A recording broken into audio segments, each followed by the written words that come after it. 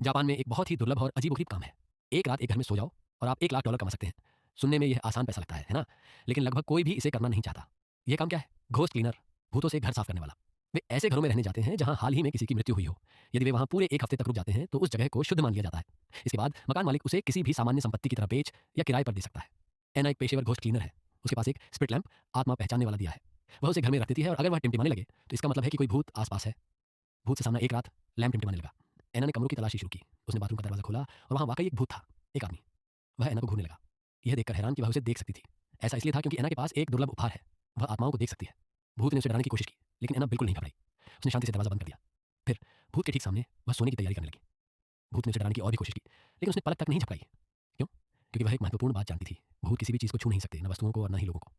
अगली सुबह एना ने चित्र बनाना शुरू किया। उसने भूत के चेहरे का स्केच बनाया जिसमें उसका डरावना और मजाकिया दोनों रूप कैद किए।